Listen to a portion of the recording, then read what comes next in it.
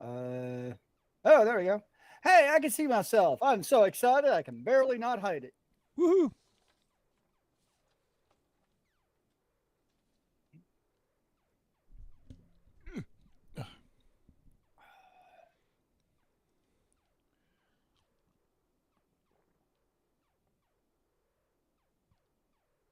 Ah. All right, I've got 2 minutes. Be right. 1 second. Well, as long as you're back in 2 minutes, I'm good.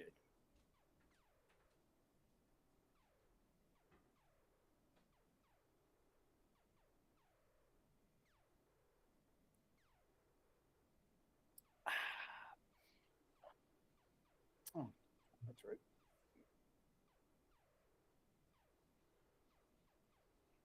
Mm-hmm. Mm-hmm. Mm-hmm. Mm-hmm. Mm-hmm.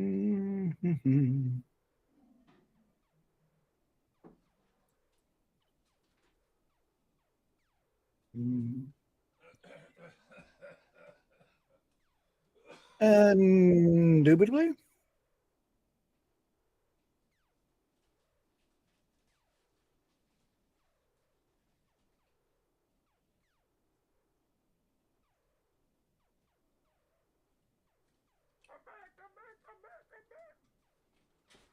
Are you sure about that?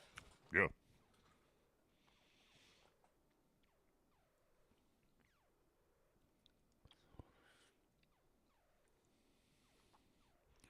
And I'm scarfing down candy. Oops. Here we go. Makes the video look better if my cursor's not in the middle of your face. What did the cursor ever do to you, man? Nothing. I don't think. All right. You ready to go? Do we have a choice? Not really. Then let's do this. Okay. Record. We have to. Mute Zealeus. We have to. Yep. Got to. And intro.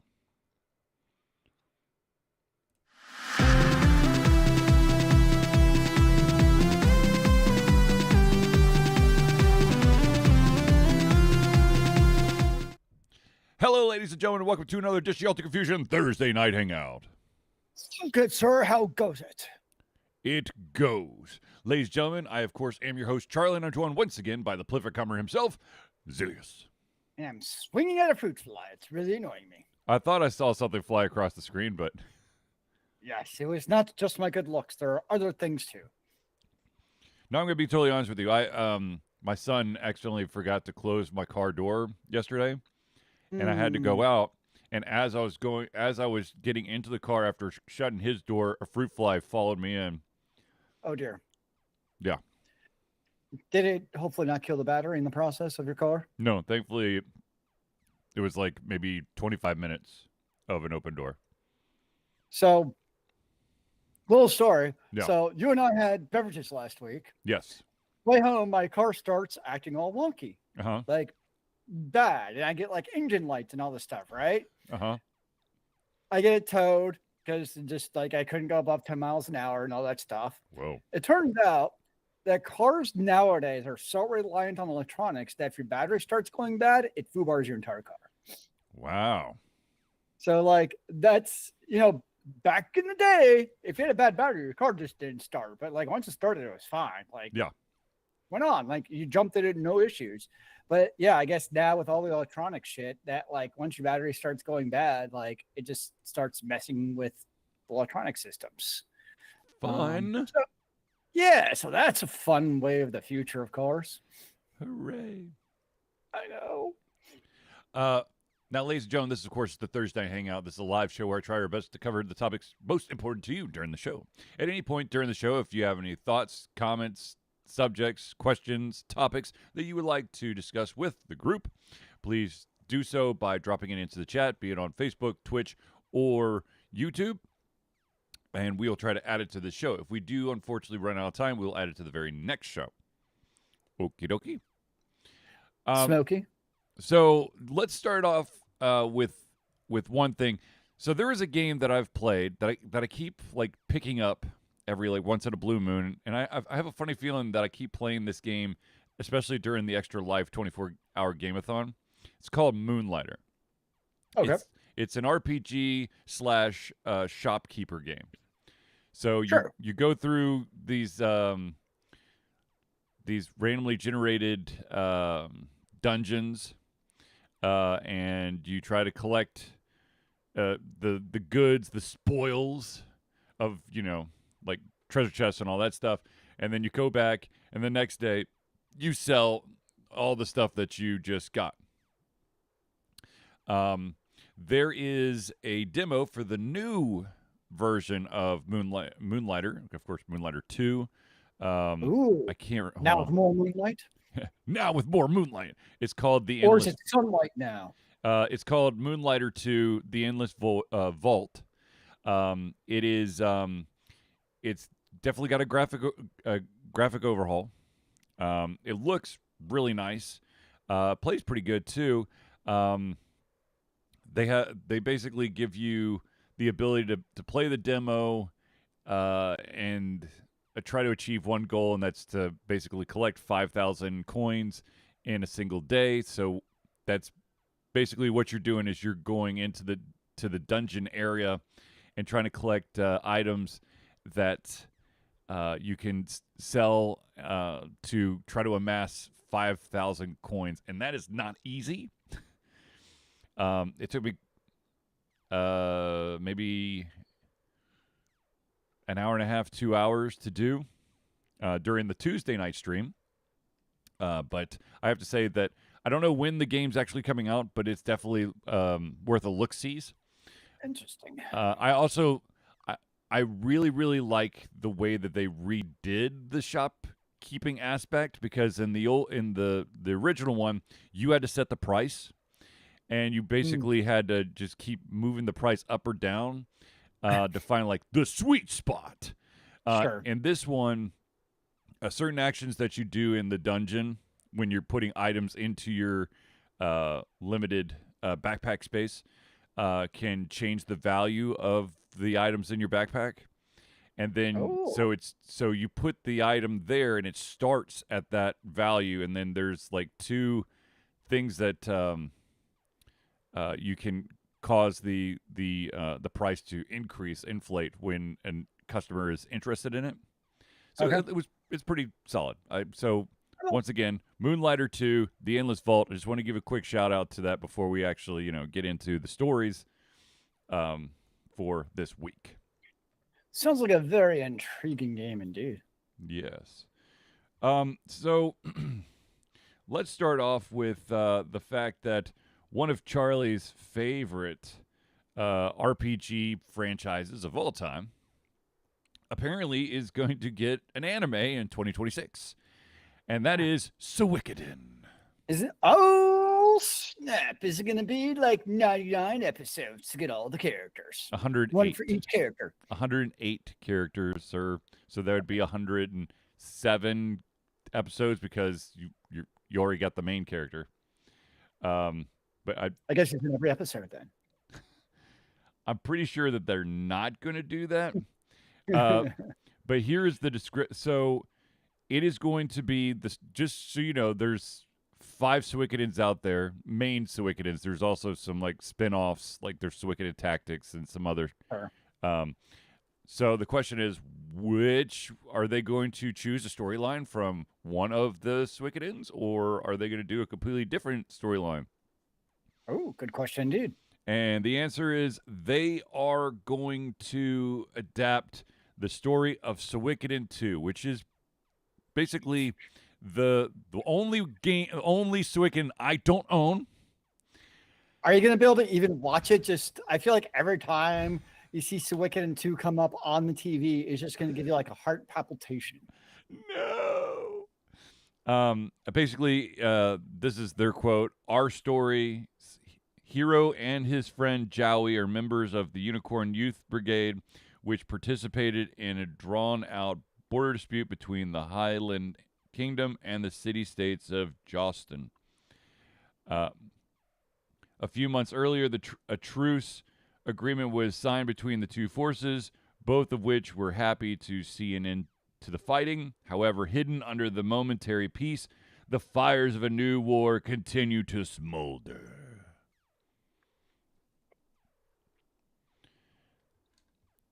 Good lord, $300 on eBay. No, stop doing that. I know. I never actually looked up online, but you can get it on the Switch. I know that you could do the 1-2 HD combo on the Switch. Well, there you go. And then you could just like white out where it says Switch and write in PS2, and it'll be the same thing. It was on the PS1. Oh, really? The ones I'm seeing are. Oh, you're right. I can't actually read. I know because I held it in my hand. Fragile human hands. Anyways, so there's going to be a Suikoden anime in 2026. I'm excited. I'll get to actually partake in some of the story. What is the actual like story of Suikoden? Usually, they're all built around you are an unlikely hero who is a volunteer soldier in some countries like militia, and it turns out that who you think is your ally, it's usually who you think is your ally, it's not really your ally. They're actually trying to overthrow the kingdom that you're working for, and so you take it upon yourself, or you get tasked by some high-ranking noble to create a new military force to combat the backstabbiness of this other country. And in the process, you collect close to 108 heroes, some of which you will fight in a turn-based combat. Some of them will open up like shops, and others will be assistants that can help. In the original Suikodens, those assistants would help with like special attacks. Gotcha. During combat. Yeah.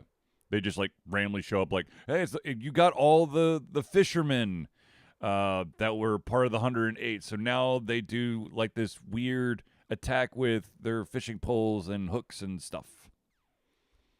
Look at with that fishing pole, man. That can do some major damage. Exactly.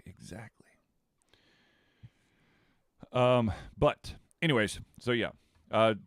Sadly, we have to wait at least a year. I'm trying to see. I think they just literally said 2026. I don't think they said an exact date. I'm just trying to scroll back through here real quick. Again, yeah, no. It's only a year away. Well, it could be a year away, or it could be like half a year away. I mean, or it could be a year and 4 months away. Yes.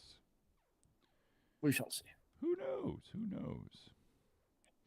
All right. The next story we got to talk about is there is a changing of the guard for a very popular internet show that showcases a bunch of very talented voice actors sitting around a table and playing a game that some people might know called Dungeons and Dragons.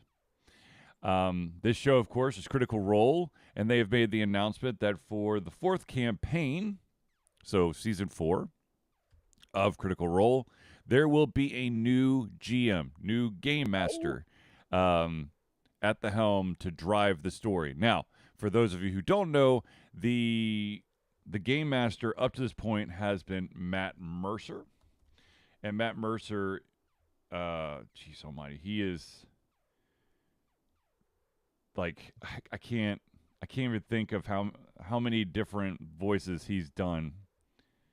He's all over the place. I mean, he's still doing voices. Some people say that he just needed some time to like step away and take a breath because he does so much that he's basically running himself ragged.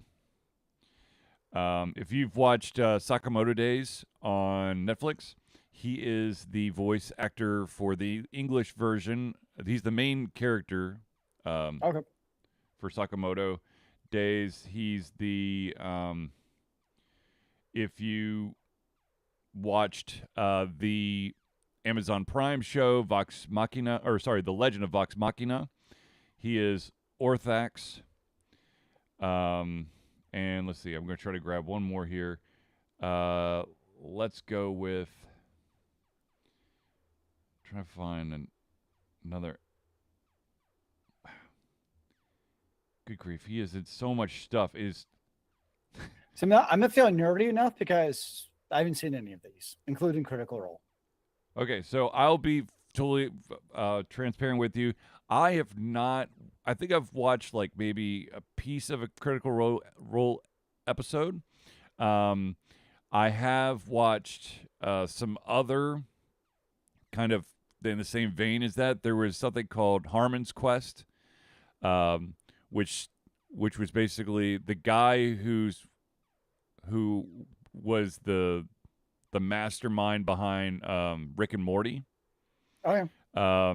He basically got a bunch of his buddies together and they did a very comedic Dungeons and Dragon-esque show without being called Dungeons and Dragons because they didn't have the license. Yep.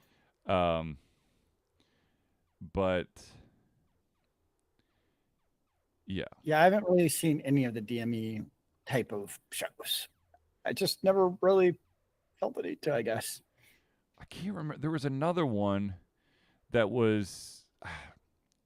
I would butcher it, so I'm not going to try to guess what the other one that I've watched is. But they're usually pretty good. And the thing about Harmon Quest is that they had not only was it just a bunch of people sitting around a table being silly and goofy, but they also had like animated sequences of what the people were actually doing, which just made it all that much better.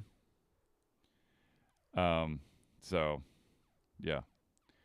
Dear God, dude, I've been scrolling nonstop since I last said a title, and I've only for Matt Mercer's credits, and I'm finally getting to 2018.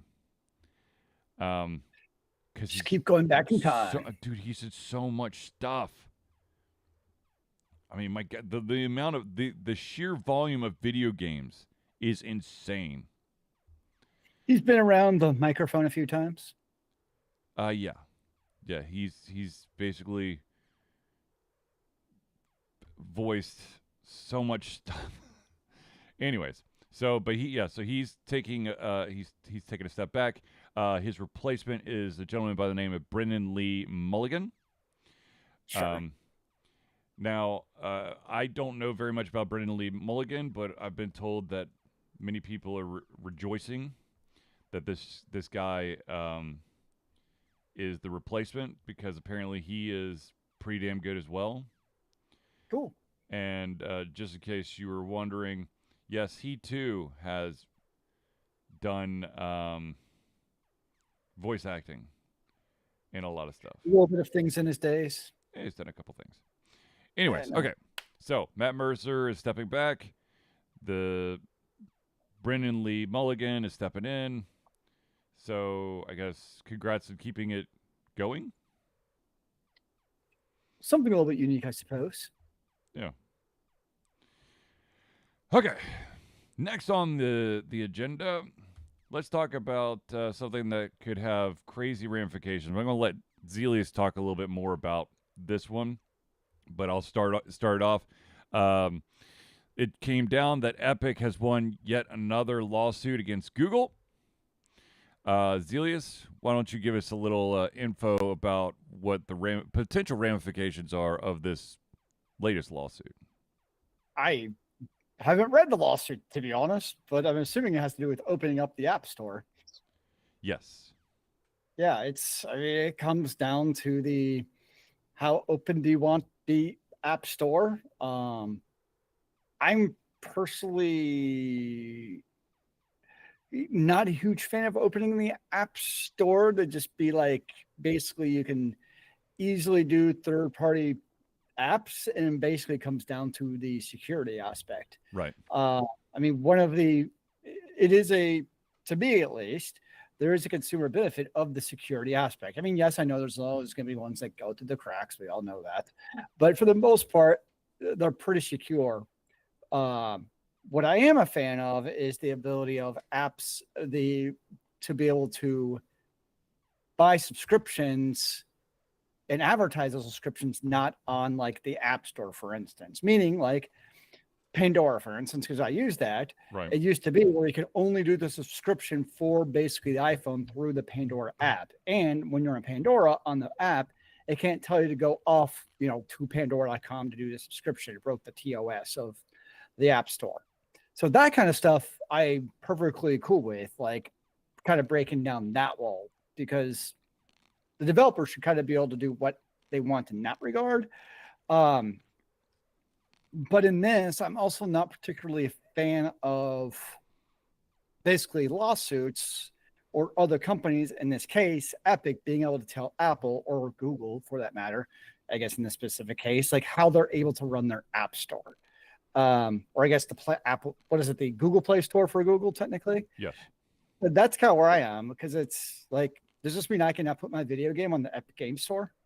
Can I just write up a shitty RPG and be like, hey, Epic, you should host my game because I'm telling you to?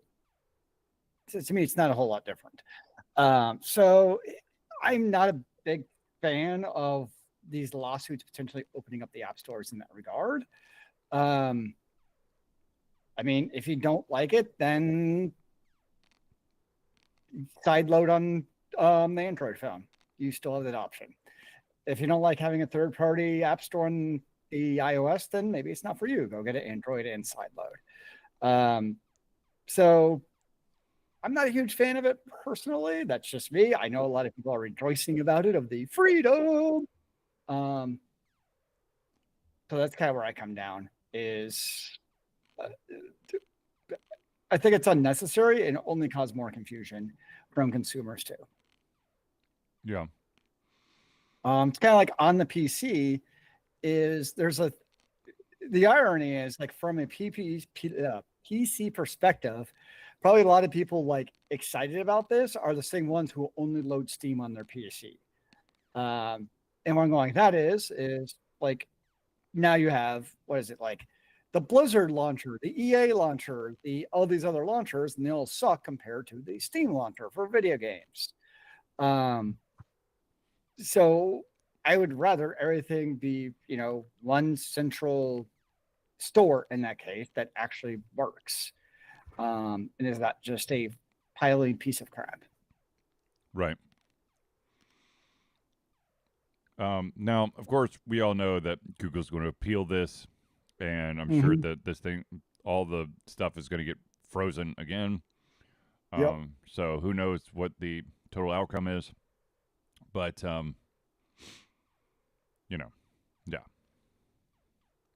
Yeah. Yeah, we'll see what happens. And I mean, it's also like the thing with getting your app, I guess it's tricky, because I understand why Epic was pissed with Apple, where the 30% cut, where they couldn't basically advertise to buy outside the App Store. That I can actually understand them having that issue in of itself there. I do think there comes a point where now you're kind of dictating how does another company run their store. Which I suppose the argument is they have a monopoly, but is it a monopoly if two different companies have a monopoly in the same ecosystem? It's not really a monopoly then. I guess it's a duopoly, but still. Right. Right. I don't know. I don't know either. I used to use Android, but I actually like, one of the things I like about the iPhone is it just kind of magically works. Like, you don't have to do custom settings and do all these different things. It just kind of works. Some people like those settings. People like advanced settings. More power to them. Go use Android. Yes. It's I kind of concur. feel, but yeah, I work in tech all day. I don't feel the need when I sign off to go tinker with, my phone to get just the right settings. Just give me settings that work well out of the box. Yeah. Speaking of other humongous companies that probably are in favor of the Epic lawsuit because it will open things up for them, Zealeus mentioned the company EA. There was a rumor early this week about the fact that if you mentioned a certain game in the what was it, the EA app, the chat function, the EA app, it would censor this game's name. Now, of course, I think it got enough buzz where if it actually did, it doesn't do it anymore. But the name of the game is called Arc Raiders. It is a highly anticipated game. Excuse me. I was close. The game is not from EA. It is from Embark Studio, and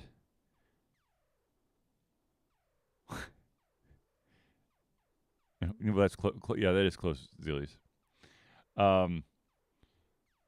Although that could be taken in a totally different way. But Totally not my goal at all. But apparently, like some people thought it was just pettiness because the company Embark Studios CEO was the former vice president of EA, and so EA felt butthurt, so they didn't want to have anyone be able to talk about or promote a game from an ex-employee. But once again, that function that doesn't happen anymore. You can put Arc Raider in there and nothing, and it just chat. I sometimes wonder if it's like one random employee and then just like, I wonder if anyone's going to notice if I toggle this one little box here. Let's see what happens. Yeah. It's kind of my theory. I mean, people are going to be petty. Does it? I had actually not heard of the game until now. It does look interesting. It's an extraction shooter. Yeah. Which I guess that's the new rage. I guess we've kind of moved on we went from like almost like MOBAs to battle royales, and now it's like we're in this like extraction shooter phase of life. So just kind of what comes up next. Yeah. And somewhere on there intersperse some survival games because those are kind of stuck around a little bit. I'm sorry, I can't deal with survival games. I already have anxiety. I don't need to compound my anxiety while playing games. I'm trying to escape and go to like a happy place. I don't want to have to deal with, oh my God, I'm very parched and I'm hungry and I'm cold and I apparently can only find a bullet every 15 minutes. So God forbid I have a gun, So I have a stick that has a durability of like 1. So I swing at anything and it's going to crack into a bajillion pieces. I don't need that stress. I mean, if you listen to the show, my last probably year plus, my binge has been ARPGs. Yep. I think that's why. It's the power fantasy of just going in and blowing shit up. Yeah. Or I guess hitting them over the head with a two-handed axe, but same concept. And that's probably, I think, to your point of like that versus, extraction shooters, because usually those are on the more you have to actually think side. Yeah. I think it's more so why I've been playing the ARPG is for the most part, you just go in and it's like Leroy Jenkins. Yeah, buddy. And you're just fine until end game, but that's totally different and that's fine. But at least for the campaign, you just kind of go in and just do your thing. Yeah. Yeah. Yeah. Versus to your point, because I have tried out a few of the survival games and like, it doesn't take me very long, like maybe a couple of hours at the most to be like, okay, this is dumb. I've rebuilt my fort 4 times and now I have to like simultaneously keep up like my birchwood and my maple wood to like do this match, and it just becomes too much. Like, Yeah. no, Yeah. yeah, I agree, and that's like, yeah, because that's why I haven't played because I played a lot of MMOs over the years, and that's one of the reasons I haven't touched Dune Awakening, is Mhm. because that's apparently a large part of the game. Is everything in the game is gonna break and break down. You have to repair it all. I'm like, that sounds stressful. Yes. Yes. Constantly having to perform maintenance Pretty much, yeah. is not my idea of fun.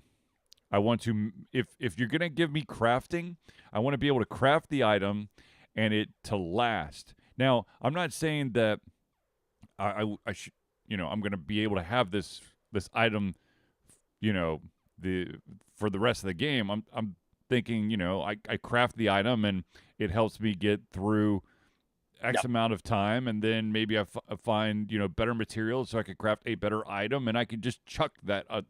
I will change items, guys. Okay. No, yeah, no, the power fantasy of getting better items, that totally makes sense. Like, yeah, nobody, yeah, I, I don't think anyone's going to disagree with that concept. Or Yeah, it's yes, just but oh you my want god. to upgrade them. You need bigger, fatter loot. Is definitely a Yes, thing. exactly. Which is why Borderlands is so freaking popular Oh, because you're always going to get you may not get bigger, badder loot, but you're going to get bizarre ass loot that will make you go, "You know what? What would this weapon do if I shoot monsters with it?" I do appreciate with Borderlands. To your point, though, is the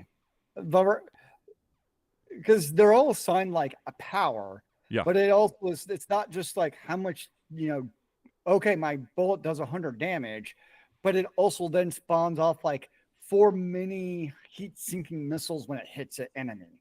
I'm Yeah. like, oh, so that's where that is. I do appreciate that about Borderlands, where the weapons definitely do offer some fun dopamine hits. Yes. Also, I do like the fact that I don't have to worry about um the size of my weapon when it and I Mm. can quickly rotate through a couple different weapons. But inventory Tetris is its own mini game, Oh, sir. Jesus, Mary and Joseph. Yeah. Yeah. I actually don't mind inventory Tetris. It's inventory weight management I hate, which I know it's kind of the same thing, but I hate weight management more. That's just me. Yeah. Yeah. I'm trying to remember. There was a game that I was playing where there is a shit ton of stuff to pick up.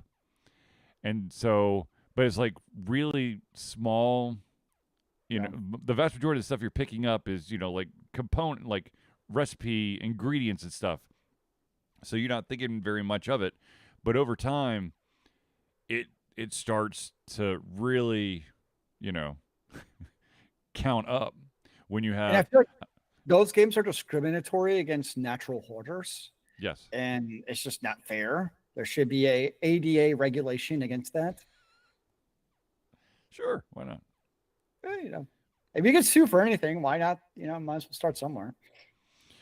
Speaking of suing, let's talk Yes. about the next topic. Okay, ladies and gentlemen, if you are an individual who interacts, if you are a parent or an uncle or an aunt or brother or sister, whatever, and you allow children to play online, you have to understand that you need to lay down ground rules with them. Wait. What's that? The video game does the ground rules for me. I don't have to do anything. Got it. No. So the story that somebody just shared with me, literally as we were doing the show, so is about the some parents are suing Roblox after their 13-year-old daughter was kidnapped. Oh, They met She met an individual through Roblox, and one thing led to another. They had a meet up, and the person kidnapped him. Now, the family is suing Roblox because Roblox is false. They're claiming that it's falsely marketed as safe for kids.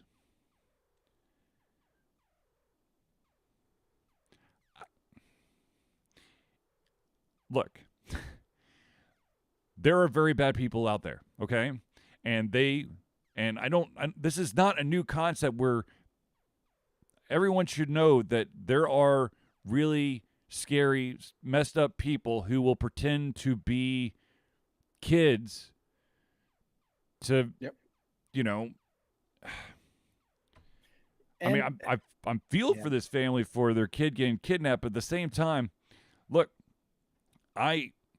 Zealeus and I have been gaming for a very long, long time, and when we started gaming, this was not even this ability, this functionality did not exist. But as soon as it did, I mean, I've got 2 kids of my own, and I have sat both of them down numerous times because I've had to correct some of their online behavior because they are too trusting. Sometimes, for example, claiming, "Hey, aren't you that person from my school?" Doesn't matter if they are or not. You don't. No. Yep. No, I agree. It can be a scary online world, and you're right. You feel for the parents and with the kids getting kidnapped, but at the end of the day, like, there is some responsibility on the parents for still doing the adulting. And it sucks because I don't want to do the game of blaming the victim, because at the heart, it's actually like it's the kidnappers who's at fault. Yes. Like, I don't want to blame the parents for not parenting, but at the same time, that is kind of the responsibility. It's not, I'll put it this way, I don't think it's Roblox's responsibility to be able to, they don't have the capability, I don't think the expectation to be able to filter every single message like that. Yes. I mean, I know there are some safeguards in place, but I think the other part of it, like, regardless of Roblox, kids can be dumb and not aware of the world around them, regardless if it's Roblox, Facebook, Second Life, World of Warcraft. It doesn't matter. There's ways to interact with digital people in the world, and irrespective of it being Roblox, there's going to be nefarious bad people out there. So that's kind of the crappy part, is there has to be that awareness of whatever platform they're on. There's going to be online people who are not looking out for the best intentions. They're trying to game the system to feed their perversions. Yeah. Did they catch the kidnappers, I hope? So, okay,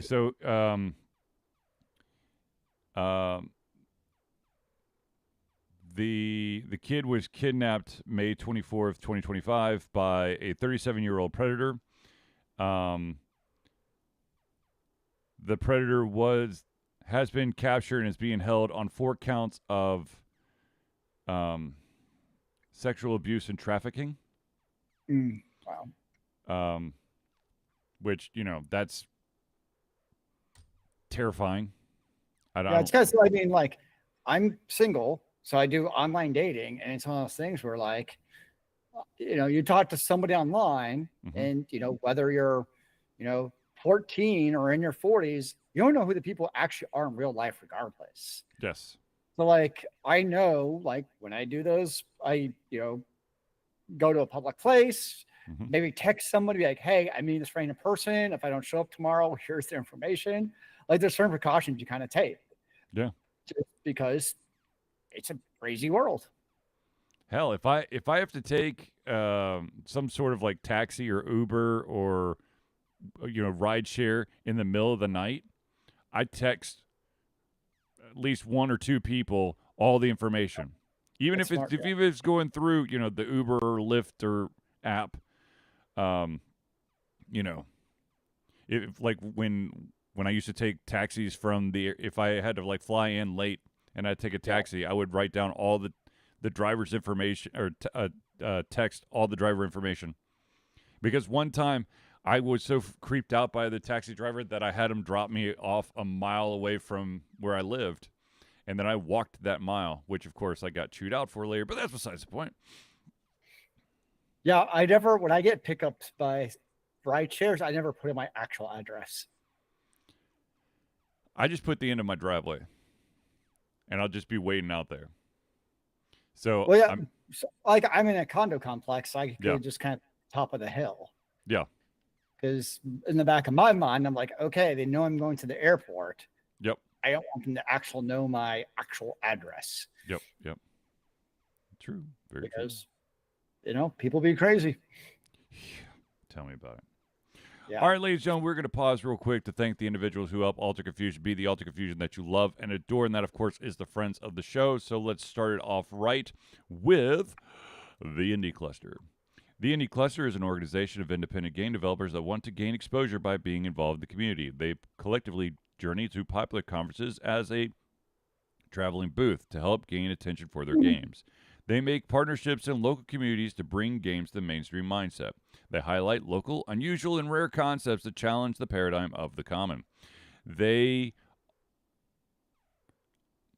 also host events to teach kids and minority groups about game development to hopefully one day enter the industry themselves. For more information, go to indiecluster.com.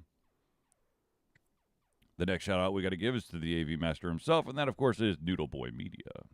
Founded in 2015 by Andrew Tran, Noodle Boy Media, previously Whack Kid 47 Media, is your choice for professional photo shoots and panel recordings at conventions. They pride themselves in providing a high level of professionalism, top-notch experiences, and quality services. If you want more information and to view their full list of services, check out facebook.com/noodleboymedia.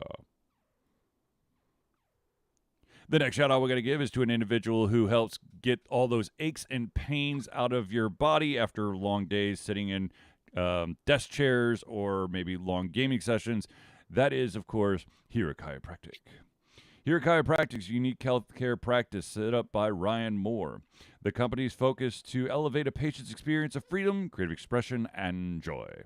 They believe that everyone could be a hero and has incredible heroic potential inside themselves waiting to be unleashed. Hero Chiropractic focuses on mobile chiropractic care in the greater Atlanta area. They're committed to healing clients by creating a plan of action uniquely suited for each person. They make that plan of action as convenient and affordable as possible, and most importantly, suited to your individual needs. For more information, go to herochiropractic.com. The next shout out we're going to give is to the music maestro himself, and that, of course, is CrossPad Creative. Need a new logo or want to work on a full branding and content strategy? Or maybe you need music or audio for your content, just like Alter Confusion. CrossPad Creative offers a whole host of solutions to individuals and small businesses. Just email Josh at crosspadcreative@gmail.com and see what he can do for you. The final shout out we got to give is to the original backer on Patreon. That, of course, is Agile Axiom. By day, Axe leads both a development team and system administration team working with satellites at NASA's Goddard campus. But while not in meetings, and many times during, he is the Agile evangelist, Agile Axe, championing the philosophy of Agile and trying to make the world a better place for software developers, testers, system admins, and software projects the world over. Decades of experience in software development and leading Agile teams are brought to bear against evil processes, inefficient work, and bad habits. For more information, go to agileaxiom.com. Now, at this very moment in time, I know that you guys are screaming, how do I become a friend of the show? Well, it's quite simple, ladies and gentlemen. Alter Confusion survives on the love and support of fans like you, and so we have a Patreon page. Patreon lets you, the fans, lovers, haters, demigods, interdimensional beings, gods, demons, aliens, werewolves, vampires, swamp creatures, mummies, supporters, and more to become active participants in the work we love through a monthly membership. This gives you access to exclusive content, community, and insight into our creative process. In exchange, we gain a bit more freedom to do our best work and the stability we need to build an even stronger creative career. We currently have two tiers. There's the $1 tier that's $1 a month or $12 a year. What that gets you is early access to all of our playthroughs, which, by the way, the new early access playthrough is up. It is called Abandoned Planet. It is a good one to check out. But of course, also at the $1 level, you have the ability to participate in patron-only posts. Now, if you're feeling extra frisky, you can jump it up to $5 a month. That's $5 a month or $60 a year. What that gets you is your name or organization added to the Friends of the Show section of every single Thursday night hangout, as well as everything that took place that you have for the $1 level. So if you want to become a patron of Altered Confusion, go to Patreon. That's patreon.com/Altered Confusion. And yes, the new school year is upon us, Mr. Chip Barber. The bus has yet to show up on time or deliver my child home on time, but that is the growing pains of middle school. Okay, anyways. You know what I mostly miss? Summertime traffic. Yeah. Yeah. Like, what are these people doing on the road, man? All right, real quick, ladies and gentlemen, I do want to do this, and I love pointing this out. Ladies and gentlemen, Altered Confusion is proud to say that we have been fundraising for Extra Life for 14 years straight. Extra Life is gamers doing what they do best, game, to help sick and injured children at their chosen Children's Miracle Network hospital. The money we raise through Extra Life will go directly to Children's Healthcare of Atlanta as unrestricted funds. This means the hospital decides where and how to spend the money to ensure the dollars we raise make the biggest impact in the lives of the kids they treat. So, if you have the capacity to donate, please go to extra-life.org and search for Altered Confusion. I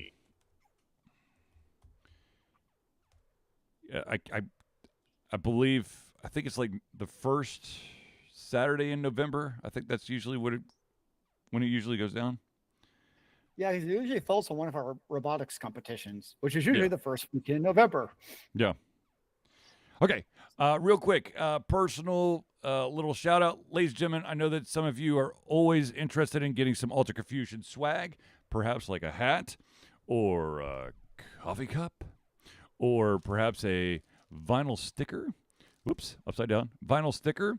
Or perhaps a pet food bowl. Or just added, ladies and gentlemen, Altered Confusion comfy socks or an Altered Confusion pom-pom beanie. All you got to do is go to alteredconfusion.tv/merch. What about pins? That's a very good question. We should check to see. I mean, there's a notebook. You got it right somehow in the notebook. I know. I'm going to make a note of that. Pins. Indeed.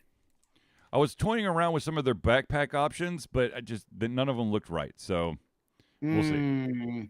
Yeah. We shall see. Anyways, okay. Back to the stories, right? Right. Maybe? Okay, so let's talk quickly about a game that seems to be in perpetual. It's coming. Just don't know when. Duke Nukem 40.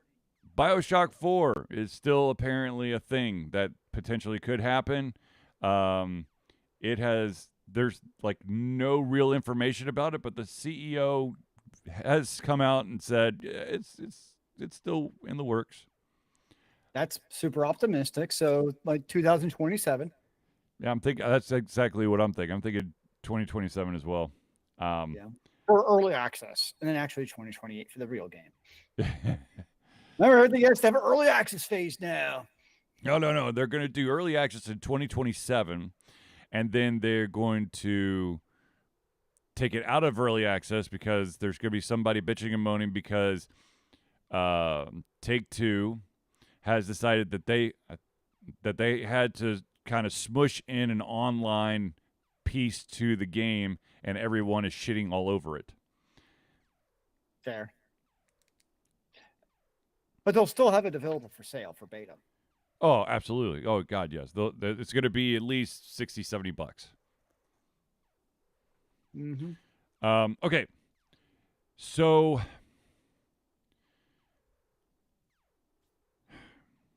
here's one that I don't. Here's a story that I don't like. I mean, I understand, but at the same time, this is the kind of stuff that like drives me up a wall.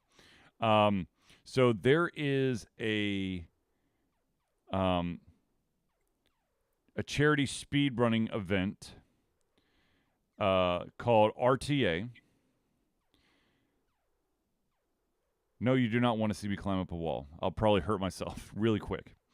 It could be for charity. And and they're bringing basically this is an event to all the proceeds go to Doctors Without Borders. Yep. They are bringing in some of like the best speedrunners to take on games like Cuphead. I can never pronounce it right. Nier Automata and Skyrim, to name a few. Yep. Good games. But noticeably absent is any Nintendo game, because Nintendo says no, you can't do that. You can't use our games for your. You cannot your use our precious intellectual property for anything that Nintendo does not approve. Basically. So in years past, they have featured. They've done speed runs of games like Super Mario 64. Classics. And the event is a non-profit. Okay, there's no profit to be made. This all goes to Doctors Without Borders. But yeah, it just, I don't know. It just rubs me the wrong way. I mean, unfortunately, based off of the history we've seen over the last number of years now, is anyone really surprised that Nintendo's like, ha ha ha ha? No. Yeah. That's just what they do. Yeah, I mean, and Nintendo's always been kind of super duper protective of their IPs, but they have been even more so in the last, I would say, like 4 years. With not into overdrive, yeah. It's like not at all, yeah. Well, I mean, Nintendo is one of them, but another one that has, I don't know. I mean, I haven't been really keeping up with this side, but apparently,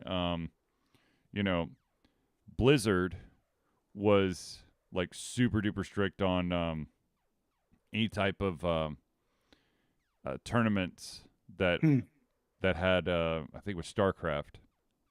Oh, yes. Just because they wanted the esport monies. Yeah. That went very well. Yeah.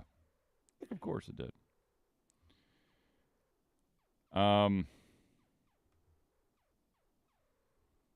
Yeah.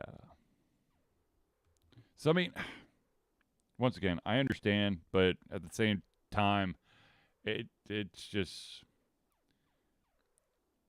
Yeah. No, I know. They're within their technical rights, right. But still, wish it were not that way, but it be what it be. Yeah. Okay. So here is the question of the day, I guess. Oh dear. It is: can a studio make another hit after the talent responsible for their last hit have all left the company? I mean, I guess it depends on your definition of a hit. You look at, the contemporary one to look at is Blizzard, because, Blizzard's a shell of its original creative self. And you look at like Diablo 4 still making money over fist. Yeah. Many of myself included, of the more ardent ARPGs would say of the current flock of ARPGs, it's the worst, but yet they're still making millions of dollars off of it. So they're obviously still got something on there. Maybe it's because of, momentum that because it's the Diablo title. But nonetheless,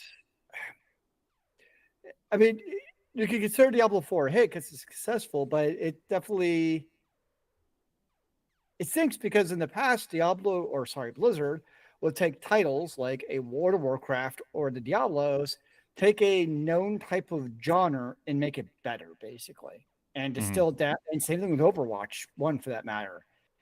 Now they just kind of regurgitate more than anything else. They're not really innovating at all, even within a genre that already exists. But you look at long-standing ones like, the developer of Elder Scrolls, right? Like, I'm sure a lot of the original, just because it's been around so long, a lot of those original devs are gone, right? It's just people move on with life. So same thing with Assassin's Creed, right? Assassin's Creed's a long-standing franchise, been around forever. I'm sure the original Civ 2 people don't have anything to do with Civilization 6 or 7 now. Don't even think have Sid Meier's. Does he even still have Sid Meier's name on it? I don't think so. So is it possible? Yes. Is it difficult? I would say yes also. And I think where it traps them is the ability to like innovate. I think Civilization's a great example where they just basically have done 4X without doing anything new. I know they've had on trappings like religion and other things, but as far as doing something new, and a good example would actually be Against the Storm, where they took the 4X strategy and or city building. So maybe SimCity would be a better analogy of SimCity. They took the city building of SimCity and turned it into a roguelike. That was truly innovating, right? And I think that's what you see when you see these future iterations of games, is it's like they stop coming up with a novel concept for that game. Yeah. I agree. If it's a long running franchise like a Final Fantasy or a Diablo or an Assassin's Creed or something along those lines, then yes. But then again, you probably, or even look at Borderlands. Like, it's the same game as Borderlands 1. right. It's got better, I'll give it that, but like, it's the same damn game. Yeah. No. Yeah. Exactly. Yeah. Just change locale, change or add a couple characters, and call it a day. It's the modification of FPSs. I think that it's easier when you have a long-standing franchise.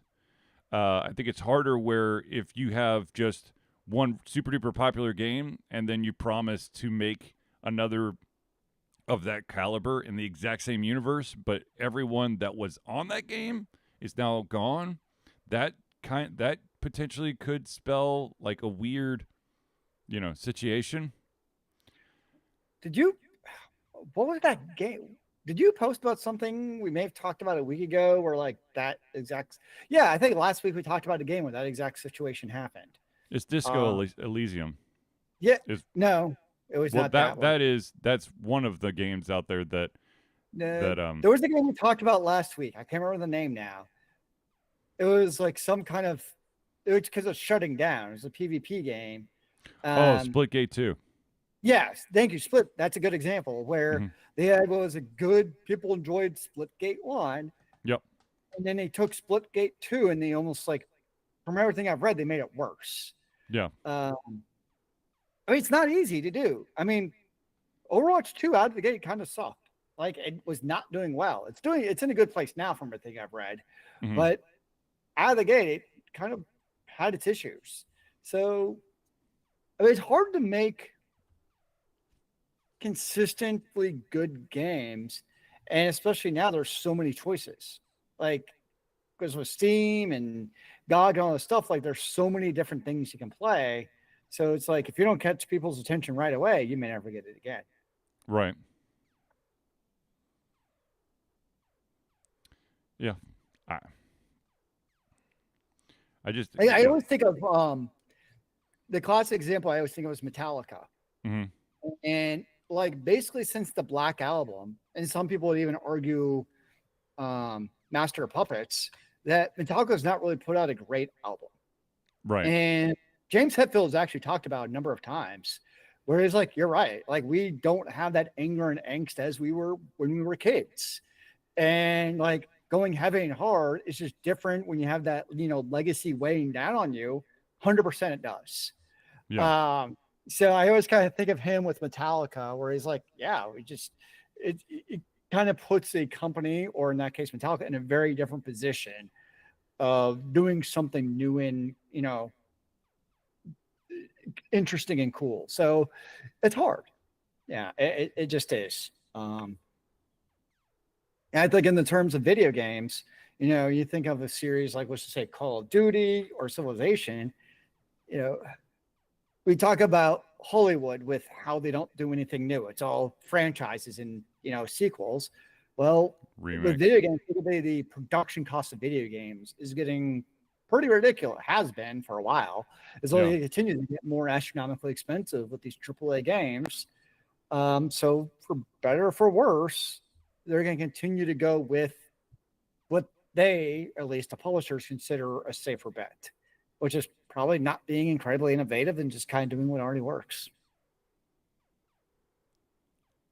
Yeah.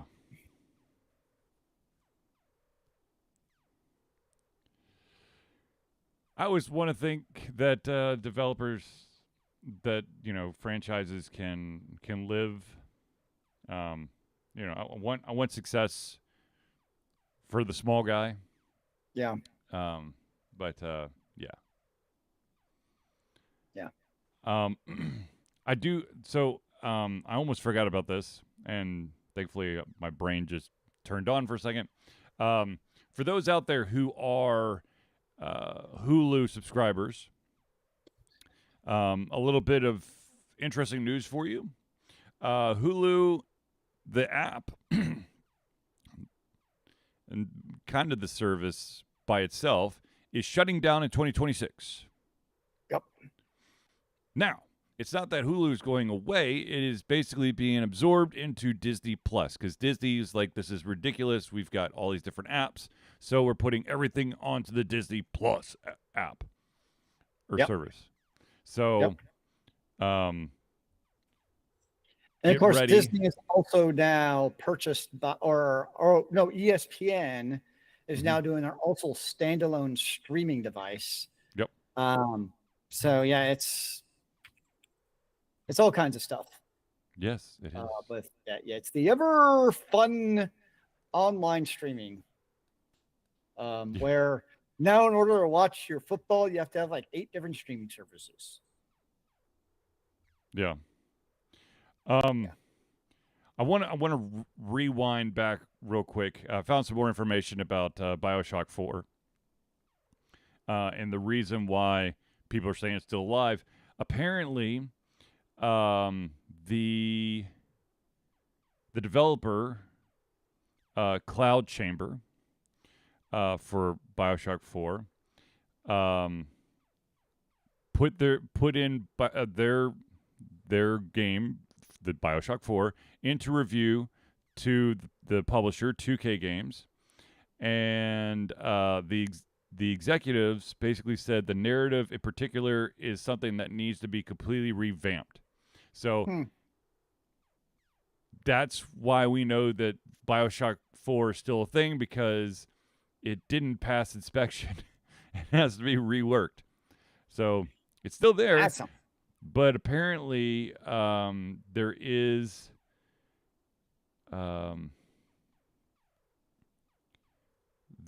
talk about the studio must become more efficient, which is scaring a lot of the studio employees, thinking, "Well, shit, I am about to be fired or laid off." But the efficientized.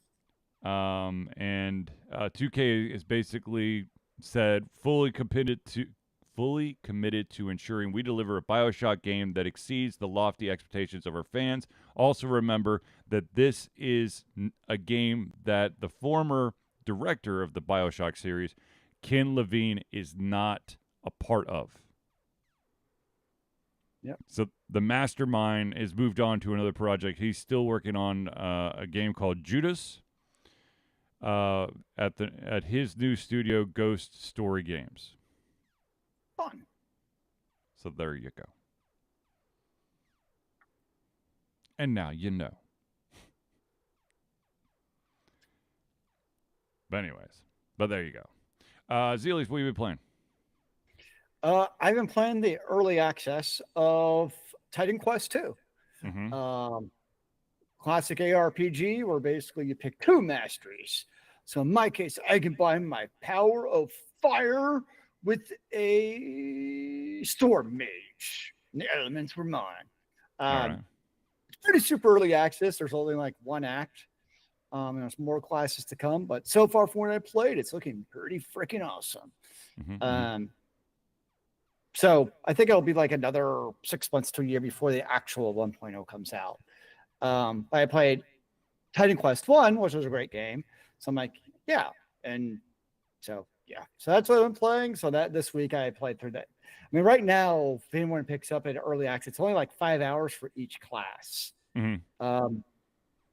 But it's kind of know what you're getting yourself into. It's early access. But it's also right now, if you buy it on Steam, it's like $23, I think, on sale. It's one of those when it's released gold, it's going to be like $50. So it's also, if you know you're going to buy it, or if you're going to play it when it goes gold, you might as well get it now. Even if you don't touch it in early access, like it's going to be, if you like ARPGs, it's going to be a game you're going to want to play when it comes out gold. That's what it comes down to. $23.99 right now on Steam. There you go. Yeah. So if you know you're going to play it someday, I would buy it now is basically what I would say. I mean, I'm probably not going to touch it much now until it goes gold because, like, I played the first act. I'm like, okay, I know I like it. I'm not one of those who feels the need to, like, now I am an alcoholic, but not when it's like this much of early access. Yeah. I played enough to know, like, yes, it's a good game. If you're going to play it, go ahead and buy it now. Mm-hmm. Mm-hmm. Yeah. So yes, that's what I've been playing. But my other exciting news, that's not really for me, but as we all know, I go to Dragon Con, and they actually just announced today that the cast of Bones will be at Dragon Con. Nice. So I'm not one to stand in lines normally for panels, but if they do a panel, I will sure as hell be in line for a Bones panel. Nice. Yeah, because even the stars, Emily Dashnell and David Boreanaz, they're both be there. So you actually have the two big stars of the show will be there. Sweet. Indeed. I like I said, I played the Moonlighter 2 demo. The planned release of the actual game is sometime in 2025. So fingers crossed it's sooner rather than later, because I'd like to sink my teeth into it. And then I also played a random game that I got through Prime Games called Guild of Dungeoneering, which the art style just hits me in like a soft spot because it's grid paper and it looks like like a graphite pencil had drew these dungeons. Interesting. And you so the point of it, sorry, go on. You just basically you go to different dungeons and then you get these cards. Some of the cards are for like treasure, some of them are enemies, and some of them are actual pieces to the dungeon that you basically have to build. And then you don't have control over the dungeoneer. They go their own. You can see where their path is going to lead them. And then the combat is card based. So it's not bad. I mean, I've gotten really effing frustrated because all of my dungeoneers die, and then I've got to wait. So when someone dies, you will find basically you get one dungeoneer per unlocked class. Okay. And so if you've got, and some of the classes are just ridiculous. You've got like a bruiser and a mime and an apprentice, which is a magician. And let's say the apprentice dies. So you'll have to use the bruiser or the mime through the next run in the dungeon, and then a new apprentice will appear after that run. It doesn't matter if it's a win or a loss, but they'll replace it.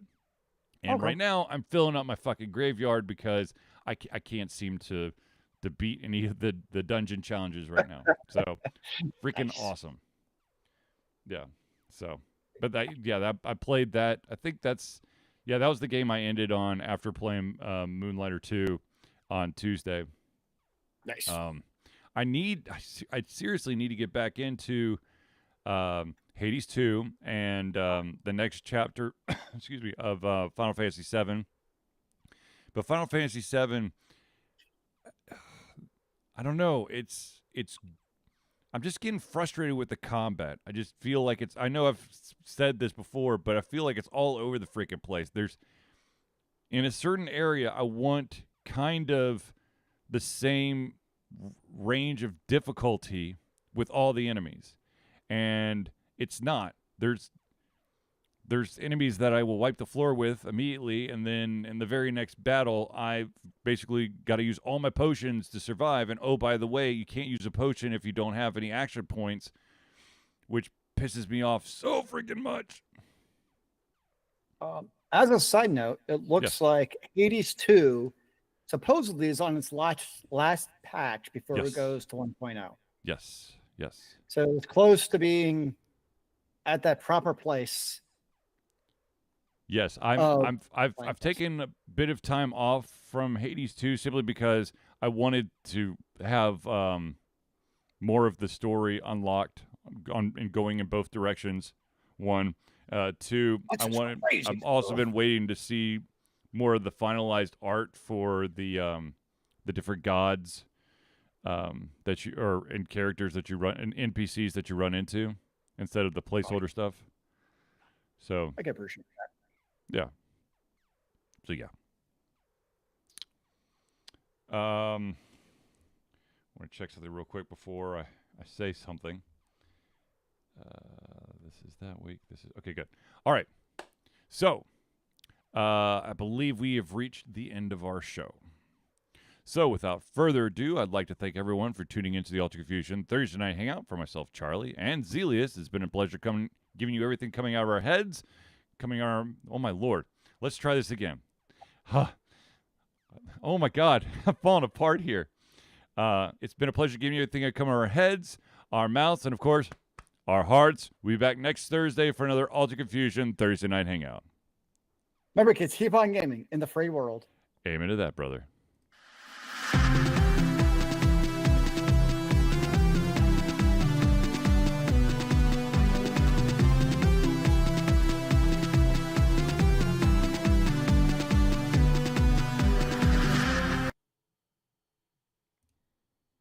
Man, I was stumbling over like tons of parts of this show. Goodness gracious. I know. You made me mess up my going away symbol. Yeah, I know. I'm sorry. Maybe I'm fatigued. It's just been one of those weeks, I guess. Maybe, possibly. I don't know. It happens. All right, I've got 2 titles for you. Fires of Smolder or Breaking Down the Walls. Breaking Down the Walls. All right. Done. But yeah, the game that the early access game or the early access playthrough that has now gone public is the game Tacoma, and of course I already wrote up the review for that. Now the game for early access for those amazing patrons is the game The Abandoned Planet, which is another like point-click puzzle adventure game, which is pretty dang solid. I only got so they break it into 5 acts, and there was 1 act. There's 3 islands you got to interact with, and you got to do stuff. You have to keep bouncing between all 3 in order to complete stuff. And I only screwed up on that section. If anyone ever plays the game, for the love of God, if there are symbols that you can like zoom in on and your character goes, write them the F down. Because I got screwed over. I had to go back and then find all the symbols over again because they are vital to unlocking the next part. So Important things. yeah. I mean, I'll let's see. I know that Zealeus can't see this, but basically, I've got the card with here's some symbols here, and here's some symbols there. Those are vital. Vital, damn it. It's like back in the day when you have to write down the map so you didn't get lost coming back. Oh, yes. I was about to say something, but I don't want to spoil it. Speaking about maps, but yeah, Would it's you a like solid map game. I good? liked it. I liked it, and now, of course, I've got to figure out what the next early access game will be. I'm gonna see if I can kind of like load some up in the chute, so I'm not having to scramble to get stuff. But chances are, spoiler alert, it's gonna be the Walking Dead Telltale series. Did you watch The Walking Dead? I watched the first season, and then and I lost Zealeus. Uh-oh. Can you hear me? I can hear you. I just can't see you. Your Yeah, camera. my video chipset drivers decided to update like as the show ended. So at least it waits till the end. So I think it'll come back maybe. Wait, hold on. Oh, wait. Oop. My Logitech app is angry. Uh-oh. I'm still here. Hold on, where is Zealeus is still here, ladies and gentlemen. am I? Okay, let's do this. Actually, okay, what if I do okay, come back here. What if I do that? I'm gonna do that. Let's see if you reload. Is it gonna work? It's gonna work. Aha! Look at the Oh light. no!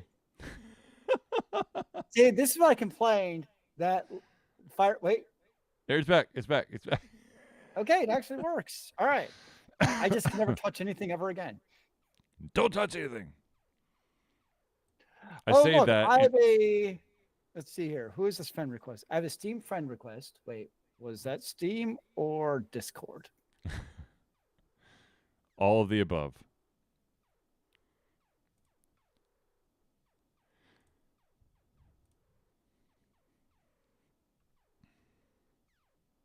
Speaking of videos, I finally cleaned out all of the videos that had just been sitting in my video folder that I don't need anymore because I rendered the show, but I had Nice. all of them.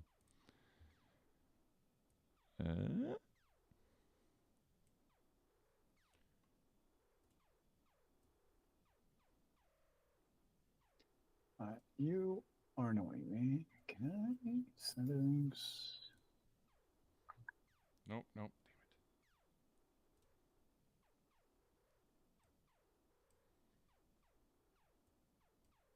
There you go. Much better. Manja. Banjo. Sure. Mm. There you go. Yeah. I do have to change that setting back because I'm no longer doing the playthroughs.